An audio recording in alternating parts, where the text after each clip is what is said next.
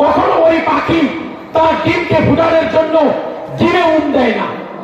সাধারণত হাঁস মুরগি যেগুলি তারা ডিমের থেকে বাচ্চা বাহির করে, মুরগি হোক হাঁস হোক, তারা ডিম নিয়ে উমে নিয়ে বসে থাকে কিনা? যে মুরগি হাঁসের ডিমের উমের কারণে তার ভিতরে যে গরমি ভাবটা আছে, ওই গরমি ভাবের কারণে ডিম এক সময় ফুটে বাচ্চা দিবে, কিনা? তো ওই পাখি আসমানের উপরে ছায়ার করে জমিনে তার ডিম থাকে, সে ওই হাজার হাজার মাইল দূর থেকে সে যে ছায়া দেয়, ওই ছায়ার কারণে ওই ডিম তার ফুটে। তাহলে একটা পাখির ভিতরে যদি আল্লাহ তাবারক ওয়া তাআলা এই ধরনের শক্তি দিতে পারে যে সাধারণত সে আশরাফুল মাখলুক এত না, সাধারণ একটা জন্তু, তার ভিতরে যদি আল্লাহ এরকম পাওয়ার দেয় যে সে হাজার হাজার মাইল উপরে থেকে হাই দেয়, সে হাইর কারণে যদি ডিম ফুটতে পারে, তাহলে দুনিয়ার জগতে যারা আল্লাহওয়ালা, যারা মসজিদ মাদ্রাসার সাথে সম্পৃক্ত, ভালো কাজ যারা করে, সমাজে যাদের চেহারার দিকে তাকাইলে ভালো লাগে, আল্লাহ আল্লাহ রাসূলের কথা মনে পড়ে, এই জাতীয় লোকের সংস্পর্শে যদি কোনো মানুষ থাকে, তাহলে সে আল্লাহওয়ালা হতে পারে কিনা বলেন? এজন্য ভাই দোস্ত বুজুর্গ, আমাদের সমাজে সবচেয়ে বেশি গুরুত্বপূর্ণ বিষয় হলো যে ভালো মানুষের সংস্পর্শে থাকা, এটা কিনা? আজকে দেখেন দুনিয়ার জমিনে একটা পথ আছে, যেই পথে মানুষ চললে একটা মানুষের হায়াতের জিন্দেগানিতে কোন সময় তার পালায়ন করতে হয় না, সমাজের ভিতরে লাঞ্ছিত হয়ে বসবাস করতে হয় না। সেটা একমাত্র পথ যদি মানুষ ভালো মানুষের সংস্পর্শে থাকে, ওলামায়ে কেরামের সান্নিধ্যে থাকে, মসজিদ মাদ্রাসার সাথে সুসম্পর্ক থাকে, তো এই মানুষটা সমাজে চলার ক্ষেত্রে সর্বসময় একইভাবে চলতে পারে, এটা কিনা? কিন্তু সমাজের ভিতরে আমাদের কিছু মানুষ আছে, সময় স্থানকাল পাত্র বুঝিয়া কিছু মানুষের সাথে চলে, সেই মানুষের সাথে চলার কারণে ওই মানুষগুলি যখন সমাজ থেকে হারিয়ে যায়, তারাও হারিয়ে যায়, ঠিক কিনা? ঠিক কিনা? ওই খারাপ মানুষগুলি বিশেষ কোনো কারণে যদি সমাজ থেকে হারিয়ে যায়, ওই মানুষের লোকে যারা চলে তারাও হারিয়ে যায়, ঠিক কিনা? কারণ মনে করে যে অমুকের সাথে চলছে, ও নাই, ওরে পাই নেই, ওরে ধরি, ঠিক কিনা? আমাদের সমাজের অবস্থা এটা কিনা? কেন যারা করে, অপরাধ জগৎ যারা আছে, এরকম খারাপ কাজের সাথে যারা সম্পৃক্ত, এই জাতীয় লোক যখন সমাজের থেকে ভালো মানুষের ধিক্কার খেয়ে সমাজ থেকে লাঞ্ছিত বঞ্চিত হয়ে যখন সমাজ থেকে চলে যায়, ওই মানুষের সাথে যারা সম্পর্ক রাখে তাদেরও চলে যেতে হয়, ঠিক কিনা?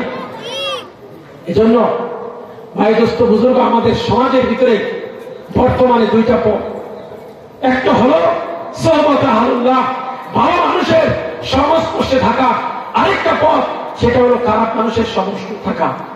আপনি যদি দুনিয়ার জগতে খারাপ মানুষের সাথে চলেন, দুনিয়ার জগতে আপনার ফায়দা হইতেও পারে, নাও হইতে পারে, এটা কিনা?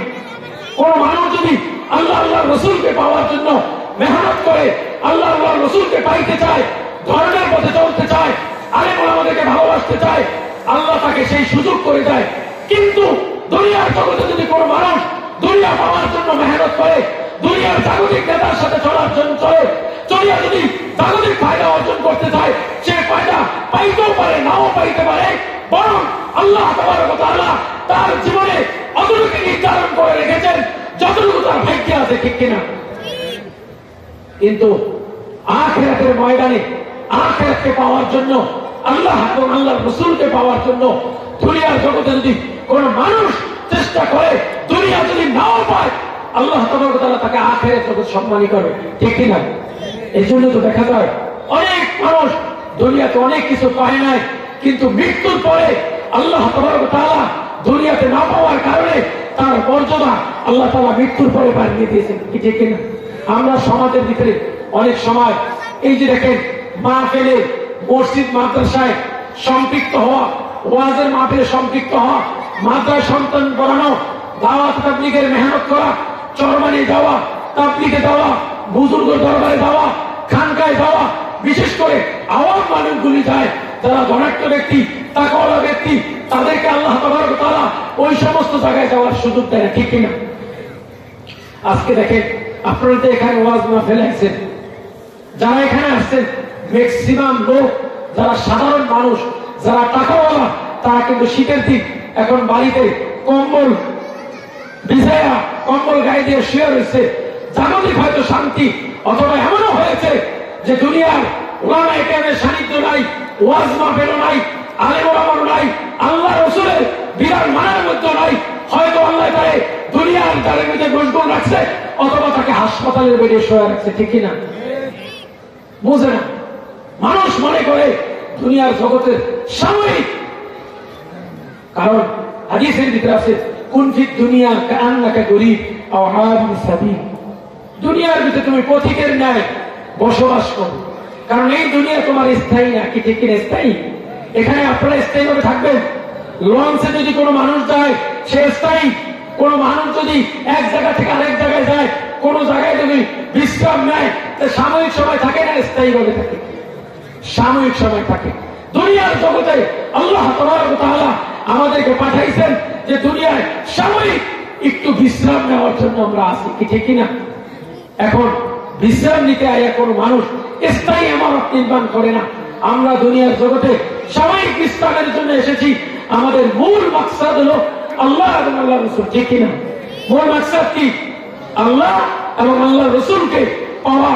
এই আল্লাহ এবং আল্লাহ রাসূলকে পাওয়ার জন্য আল্লাহর জমিনে আল্লাহ তাবারক ওয়া তাআলা কয়েকটি সূরত রাখছেন। তার মধ্যে এক নম্বর সূরত হলো আল্লাহ এবং আল্লাহ রাসূলকে পাওয়ার জন্য, সেটা হলো সোহবতে আহলুল্লাহ, আল্লাহওয়ালা লোকদের সোহবত এখতিয়ার করা।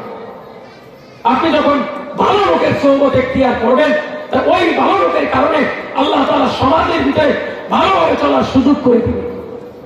দ্বিতীয়ত হলো যে আপনি সোহবতে আহলুল্লাহ পান না, কিন্তু আপনার সন্তানকে আপনি ধর্মীয় শিক্ষায় শিক্ষিত করেন, তাহলে অন্ততপক্ষ এই ধর্মীয় শিক্ষায় শিক্ষিত করার কারণে আপনার ছেলে ধর্মীয় শিক্ষায় থাকার কারণে আল্লাহ তাবারক ওয়া তাআলা এই নিসবতের কারণে আল্লাহ তাআলা আপনাকে দ্বীনের পথে চলার তৌফিক দান করবেন। ঠিক কিনা? একটা মানুষের সন্তান যদি মাদ্রাসায় পড়ে, তখন স্বাভাবিক কারণে তার ভিতরে আল্লাহ তাবারক ওয়া তাআলা একটা বিবেক বুদ্ধি দেয় যে ভাই আমি একটু ভালো করে চলতে হবে, কারণ আমার একটা সন্তান কোরআনে হাফেজ, আমার একটা সন্তান আলেম হয়েছে, আমার একটা সন্তান দ্বীনের উপরে চলে, সুতরাং আমার খারাপ ভাবে চলা যাবে না। কি ঠিক কিনা? আজকে আমাদের সমাজের ভিতরে কি হয়? মানুষ তাদের সন্তানদেরকে বিসিএস ক্যাডার বানায়, বড় বড় উচ্চ অফিসার বানায়, বড় বড় ডিগ্রি হাসিল করায়, করার পর তারা গর্ব করে কি করে না? মনে করে যে আমার ছেলে বিসিএস ক্যাডার হয়েছে, আমার ছেলে এরকম হয়েছে, আমার ছেলে এরকম হয়েছে। কিন্তু এই বিসিএস ক্যাডার, তোমার ছেলে যে উন্নত হয়েছে, তোমার ছেলে যে এত উচ্চ শিক্ষিত হয়েছে, তাতে তোমার লাভ হয়েছে কি? তুমি তো জাগতিক ভাবে কোনো লাভ করতে পারো না, কারণ তুমি দুনিয়ার জগতে উচ্চ শিক্ষিত বানায়া অর্থ সম্পদ সব কিছু ব্যয় করছো। ব্যয় করার পরও দুনিয়ার জগতে তুমি তো দুনিয়ার সুনাম অর্জন করার জন্য করছো। আর আল্লাহ তাবারক ওয়া তাআলা দেখে আমার এই বান্দা দুনিয়ার জগতে সুনাম অর্জন করার জন্য যখন আয় করছে, অনেক দুনিয়ার জগতে এই জাতীয় ভাবে তারা তাদের সন্তানদেরকে লেখাপড়া করাইছে। দুনিয়ার জগতে সুনাম হতেও পারে, নাও হতে পারে, কিন্তু একটা মানুষ যদি তার সন্তানকে দ্বীনের পথে দেয় আর দ্বীনের পথে পরিচালিত করে, ধর্মীয় ধর্মীয় শিক্ষার জন্য দেয়, তাহলে আল্লাহ তাবারক ওয়া তাআলা তাকে দুনিয়াতেও সম্মানী করে, আখিরাতেও সম্মানী করে। ঠিক কিনা? মাঝে মাঝে আমরা দেখি কত মানুষ তাদের সন্তানগুলি এত উচ্চ শিক্ষিত ডিগ্রি অর্জন করেছে, খোঁজ করে দেখা যায় যে বৃদ্ধ বয়সে তাদের বৃদ্ধাশ্রমে যেতে হয়। ঠিক কিনা? আজ পর্যন্ত বাংলাদেশের ইতিহাসে একজন মানুষ এরকম পাবেন না যে তারা জেনারেল লাইনে লেখাপড়া, আলে মাদ্রাসা লাইনে লেখাপড়া করেছে, আর মাদ্রাসা লাইনে লেখাপড়ার কারণে তার বাবার কখনো বৃদ্ধাশ্রমে যেতে হয়েছে। ঠিক কিনা? মাঝে মাঝে আপনারা দেখবেন যে যত মানুষগুলি বড় ইঞ্জিনিয়ার, ডাক্তার, বড় উচ্চ শিক্ষিত লোকগুলি শেষ বয়সে তারা মিডিয়ার সামনে আসিয়া আক্ষেপ করে বলে যে আরে আমার ছেলে একজন ইঞ্জিনিয়ার, একজন ডাক্তার, একজন বড় অফিসার, বিভিন্ন কিছু। কিন্তু দুঃখের বিষয় হলো বাবার এত যোগ্য সন্তান থাকা সত্ত্বেও সন্তানেরা গুলশান বনানী বিভিন্ন জায়গায় বসবাস করে, কিন্তু তাদের বাসায় বাবার থাকার মতো জায়গা হয় না, ঠিক কিনা? আপনি দেখবেন আমরা এই জন্য এই কথা বলি না যে জেনারেলে লেখাপড়া করা নিষেধ, জেনারেলে লেখাপড়া জায়েজ আছে। জেনারেলে পড়ার দ্বারাও অনেক সময় সূর্য সন্তান জন্মগ্রহণ করে কি করে না? এই আপনাদের অঞ্চলেরই জনাব আলহাম ফজলুল হক মাহমুদ তালুকদার সাহেব, তার এই যে আপনাদের আমাদের এলাকারই সন্তান, যদিও তার ছেলে জেনারেল লাইনে লেখাপড়া করছে, জনাব আলহাম প্রকৌশলী ফয়সাল মাহমুদ তালুকদার যদিও জেনারেল লাইনে পড়ছে, কিন্তু বাবার সুযোগ্য সন্তান, তার চলার কাইফিয়ত, তার হাঁটার কাইফিয়ত, তার জীবন গড়ার কাইফিয়ত সম্পূর্ণ ইসলামিক দৃষ্টিকোণ থেকে সে চলে। কারণ কি? এজন্য কবি ইকবাল বলছে যে তুমি স্কুলে পড়ো, কলেজে পড়ো, ভার্সিটিতে পড়ো, যে কোনো জায়গায় পড়ো, কোনো বাধা নাই, লেকিন দিল সে আল্লাহ কি নাম না ভুলো। আপনার সন্তান পড়ান স্কুল কলেজ ভার্সিটিতে, আমাদের কোনো আপত্তি নাই, কিন্তু প্রাথমিকভাবে তাকে প্রাথমিক শিক্ষাটা ধর্মীয় লাইনে দেন, যাতে করে এই ছেলে যদি একদিন বড় অফিসার হয় যাতে করে নাস্তিক না হয়। কারণ আমরা খুঁজে দেখেছি আমাদের দেশে যত মানুষ, যত বুদ্ধিজীবী, যত বড় বড় অফিসার যারা ইসলামের ক্ষতি করেছে, এদেশে কোনো ইহুদি নাসাররা ক্ষতি করে না, যা করেছে মুসলমানের সন্তানরা করেছে। কারণ জাগতিক লেখাপড়া করে ছোট জীবনে ধর্মীয় শিক্ষায় শিক্ষিত না হওয়ার কারণে উচ্চ শিক্ষিত হয়ে অর্জন করে তারা এক একজন নাস্তিক আর মুরতাদ হয়ে গেছে। মুসলমানের গায়ে সন্তান হওয়া সত্ত্বেও 24টা ঘন্টা ইসলামের বিরুদ্ধে কথা বলে, ঠিক কিনা? এজন্য ভাই দোস্ত বুজুর্গ, আমরা স্কুল কলেজ ভার্সিটিতে পড়া নিষেধ করি না, স্কুল কলেজ ভার্সিটিতে পড়া দরকার আছে। ইঞ্জিনিয়ার, ডাক্তার, পাইলট, বিমান পরিচালনা এগুলি করবে কেন?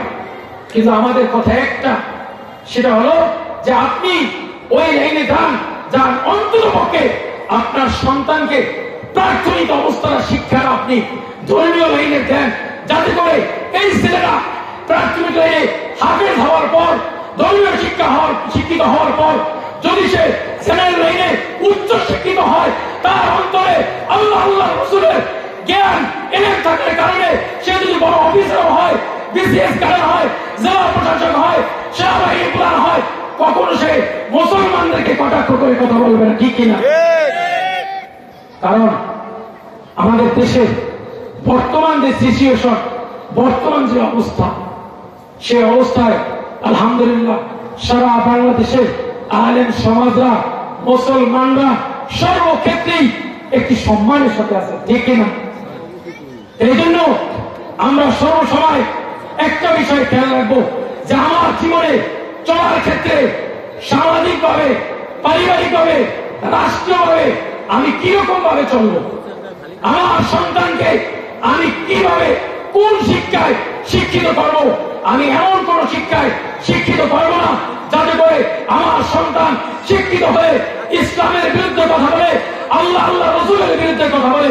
কারণ আমরা দেখেছি, ইতিহাস তালাশ করে দেখেছি, এদেশে কোন ইহুদি নাসারা, খ্রিস্টানরা, হিন্দুরা, বৌদ্ধরা, অন্য মতাবলম্বী লোকেরা মসজিদ মাদ্রাসার বিরুদ্ধে, আলেম ওলামাদের বিরুদ্ধে কখনো কথা বলার সাহস রাখে নাই।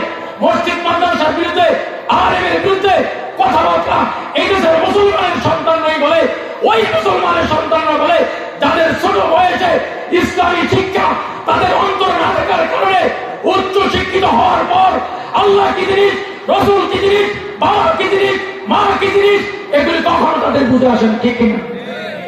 আমরা দেখি মাদ্রাসা পড়তে গেলে অনেক সময় দেখি বড় বড় অফিসার, বড় বড় ইঞ্জিনিয়ার, তারা মাদ্রাসার সাথে সম্পর্ক, মসজিদের সাথে সম্পর্ক। তা আমরা অনেক সময় জিজ্ঞাসা করি, আপনি যে এই যে মাদ্রাসা মসজিদকে ভালোবাসেন, আপনি এত বড় অফিসার, হুজুর ছোটবেলা আমার বাবা আমাকে কোরআন শিক্ষা দিয়েছে। কি দিয়েছেন? কোরআন শিক্ষা দিয়েছেন। এই ছোটবেলাতে আগে মক্তবে কোরআন শরীফ পড়েছি, মাদ্রাসায় কিছুদিন পড়ালেখা করেছি, কিন্তু স্কুল কলেজে লেখাপড়ার পর ওই যে ছোট বয়সে কোরআন শরীফ পড়েছি, এখনো মাঝে মাঝে বাংলা বিভিন্ন কোরআন তর্জমা, ইসলামিক দর্শনের বই পড়ি।